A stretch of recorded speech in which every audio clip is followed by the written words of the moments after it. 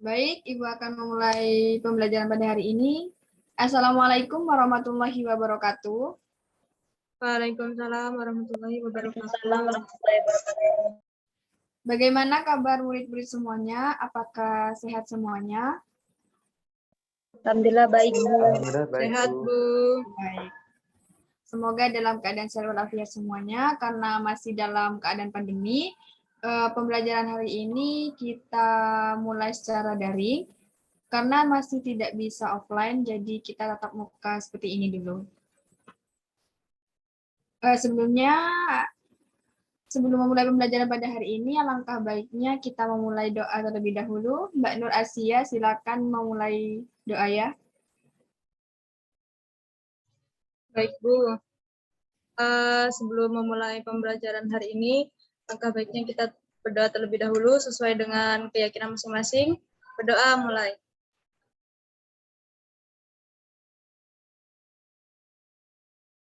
Berdoa dapat diakhiri. Baik, terima kasih. Sebelumnya, perkenalkan, nama Ibu Novita Himayatul Husna, bisa dipanggil Ibu Vita. Ibu berasal dari Guru Bahasa Indonesia kelas 8. Next.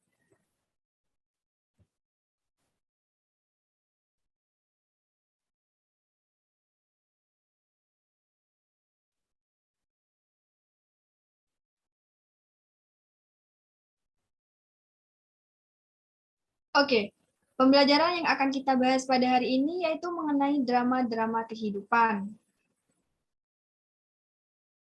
Next.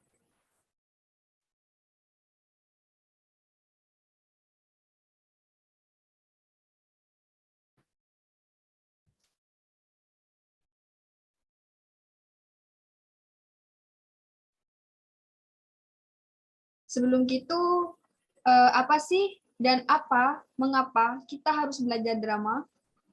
Ada yang tahu?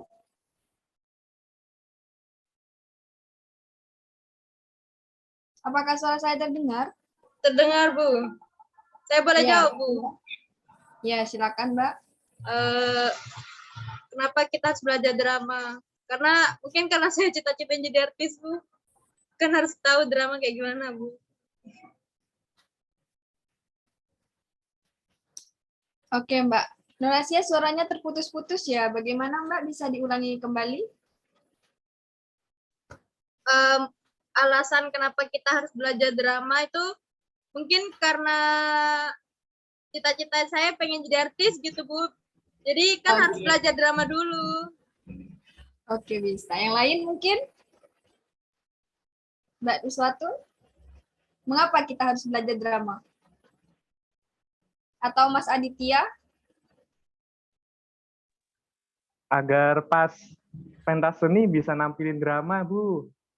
Oke, baik. Jadi, mengapa sih kita harus belajar drama itu? Nah, kita harus belajar drama itu mempunyai beberapa manfaat.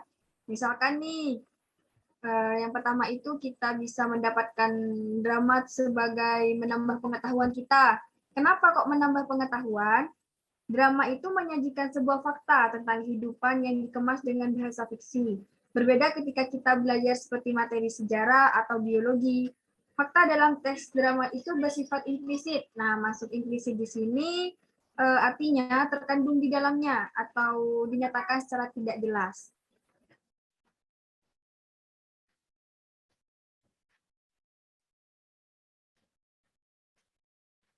Lalu yang kedua itu manfaatnya ada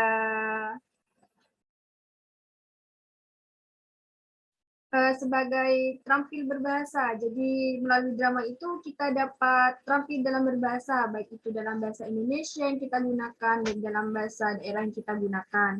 Yang ketiga yaitu dapat membentuk karakter. Nah, karakter di sini tuh kita dapat bedakan jadi 3, kayak antagonis, kayak protagonis, atau tritagonis. Tuh. Yang selanjutnya itu sebagai sarana hiburan. Nah, drama ini juga sebagai sarana hiburan bagi kita nih, sebagai bentuk refreshing kita kalau lagi stres bisa nih nonton drama seperti itu. Jadi itu salah satu alasan mengapa kita harus belajar drama. Next.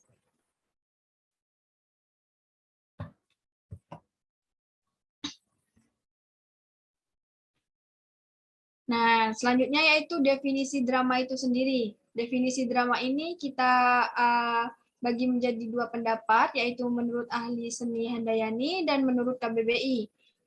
Menurut seni Handayani, drama adalah bentuk komposisi berdasarkan dua cabang seni sastra dan seni pertunjukan, sehingga drama dibagi menjadi dua, yaitu drama dalam bentuk teks tertulis dan drama yang dipentaskan. Sedangkan menurut KBBI sendiri, drama diartikan sebagai komposisi syair atau prosa yang diharapkan dapat menggambarkan kehidupan dan watak melalui tingkah laku atau acting, atau dialog yang dipentaskan. Kedua, cerita atau kisah terutama yang melibatkan konflik atau emosi, yang khusus disusun untuk pertunjukan teater. Dan yang ketiga yaitu kejadian menyedihkan. Nah, dari kedua definisi tersebut nih dapat kita simpulkan bahwa drama merupakan suatu bentuk komposisi seni yang menggambarkan kehidupan dan watak melalui tingkah laku atau dialog yang dipentaskan. Apakah mengenai definisi drama ini bisa dipahami oleh murid-murid sekalian? Bisa, Bu. Oke, baik. Next.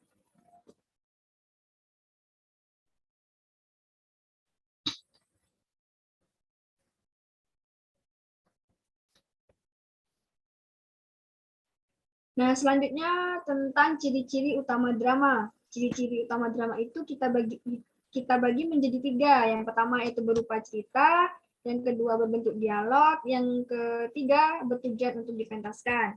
Nah, berupa cerita yang dimaksud di sini itu menggambarkan kehidupan, tingkah laku yang dipentaskan. Berupa cerita tersebut, kita tahu bahwa drama ini tujuannya untuk memperkenalkan karakter dari masing-masing tokoh, tidak hanya dari tokoh saja, tetapi juga dari alur yang digunakan. Jadi harus jelas alurnya kayak gimana, atau alur maju ke mundur atau maju mundur gitu. Intinya atau bisa kita kombinasikan atau kita campurkan seperti itu. Namanya itu alur campuran. Jadi alur itu ada tiga, alur maju, alur mundur, dan alur campuran.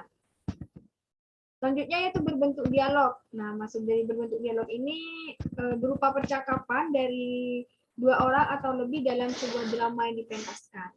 Jadi ada dialog antara tokoh satu dengan tokoh yang lainnya. Selanjutnya yaitu yang bertujuan untuk dipentaskan. Jadi maksud dari bertujuan untuk dipentaskan ini dalam drama itu sudah ditentukan dan dilatih dengan baik agar dipentaskan, di mana tujuannya itu untuk menghibur audiens atau masyarakat yang sedang menonton drama tersebut. Next.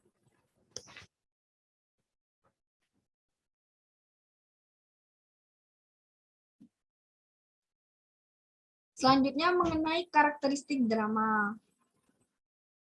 Nah, karakteristik drama itu ada 4. Next, Mbak.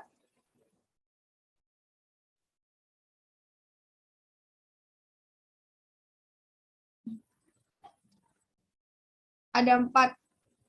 Yang pertama yaitu drama mempunyai 3 dimensi, yakni dimensi sastra, gerakan, dan ujaran. Yang kedua, drama memberikan pengaruh emosional yang lebih kuat dibanding jenis karya sastra yang lain. Yang ketiga, drama mempunyai banyak keterbatasan, tidak sebanding karya sastra lain, seperti keterbatasan untuk memunculkan suatu objek sesuai dengan imajinasi. Dan yang keempat yaitu pengalaman saat menonton drama lebih lama dibanding jenis sastra lainnya. Nah, ini yang keempat ini merupakan karakteristik dari drama itu sendiri. Next.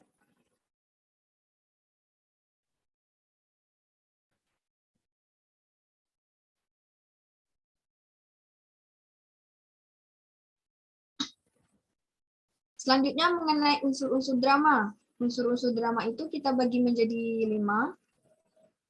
Next, yang pertama itu ada alur. Nah, alur adalah rangkaian peristiwa dan konflik yang menggerakkan jalan cerita. Alur dapat mencakup bagian-bagian yang pertama seperti pengenalan cerita atau orientasi, konflik awal, yang ketiga perkembangan konflik atau klimaks, dan yang keempat penyelesaian. Nah, sudah Ibu jelaskan tadi bahwa alur itu ada 3. Alur apa saja ya? Ada yang bisa menyebutkan? Saya, Bu. Ya, silakan Mbak. Alur itu ada alur maju, lalu mundur, sama alur campuran. Oke, baik. Nah, alur jangan lupa diingat-ingat bahwa alur itu ada 3, ada alur maju, mundur, dan campuran. Yang kedua ada penokohan. Penokohan merupakan cara pengarang di dalam menggambarkan karakter tokoh. Dalam pementasan drama, drama mempunyai posisi yang penting. Tokohlah yang mengaktualisasikan naskah drama di atas kertas. Kalian tahu nggak ini penokohan itu dibagi menjadi berapa?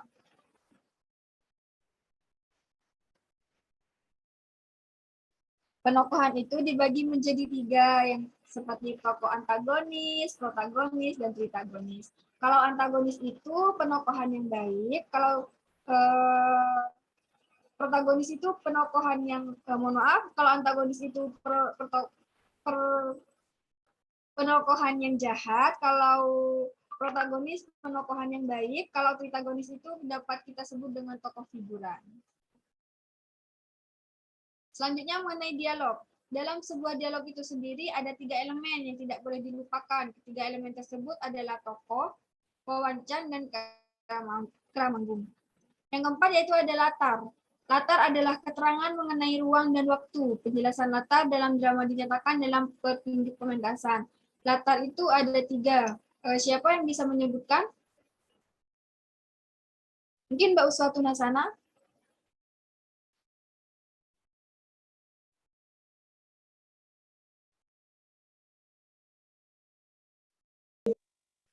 Antagonis, protagonis, sama tritagonis. Kalau itu penokohan ya Mbak, ini latar.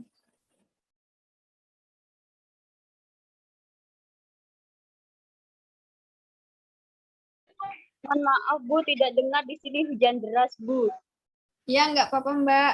Silakan diulangi lagi mengenai latar itu ada 3. Latar apa saja, nggih?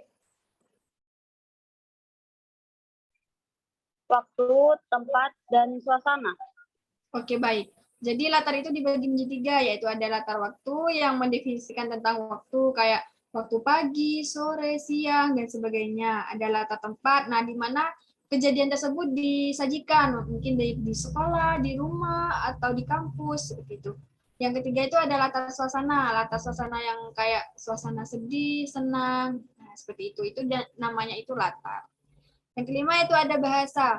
Bahasa merupakan media komunikasi antar tokoh. Bahasa juga bisa menggambarkan watak tokoh, latar, ataupun peristiwa yang sedang terjadi. Next.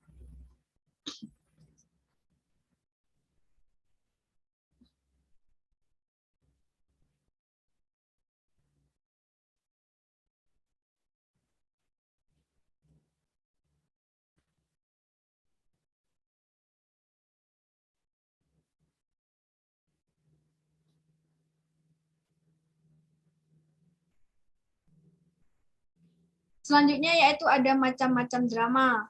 Nah, macam-macam drama di sini yang pertama ada sandiwara. Nah, istilah sandiwara diciptakan oleh Mangkunegara VII, di mana berasal dari kata bahasa Jawa sandi yang berarti rahasia dan wara yang berarti pengajaran. Nah, oleh Ki Hajar Dewantara, istilah sandiwara sebagai pengajaran yang dilakukan dengan perlambangan secara tidak langsung. Yang kedua ada lakon. Istilah ini memiliki beberapa kemungkinan arti, yaitu yang pertama ada cerita yang dimainkan dalam drama, wayang, atau film. Yang kedua ada karangan yang berupa cerita sandiwara dan perbuatan. Dan yang ketiga ada perbuatan, kejadian, dan peristiwa. Yang ketiga ada tonil, di mana istilah tonil berasal dari bahasa Belanda atau tonel, yang artinya pertunjukan. Istilah ini populer pada masa penjajahan Belanda. Yang keempat ada sendratari. Sendratari kepanjangan dari seni drama dan tari. Jadi dikombinasikan ada sebuah drama dan ada sebuah seni tarinya. Nah, sendratari berarti pertunjukan serangkaian tari-tarian yang disesuaikan oleh sekelompok orang penari dan mengisahkan suatu cerita ya, dengan tanpa menggunakan percakapan. Yang terakhir ada tableau. Tableau merupakan drama yang menampilkan kisah dengan sikap dan posisi pemain dibantu oleh pencerita. Pemain tableau tidak berdialog. Nah, itu yang bisa dapat saya sampaikan mengenai drama-drama kehidupan. Apakah dari murid-murid ada yang ingin ditanyakan? Silakan.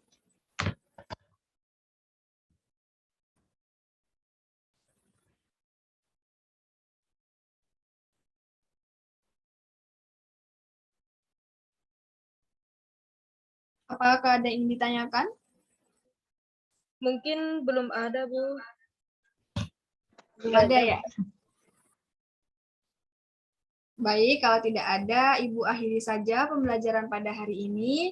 Terima kasih kepada murid-murid yang sudah menghidupkan kamera dan mau menjawab pertanyaan dari Ibu.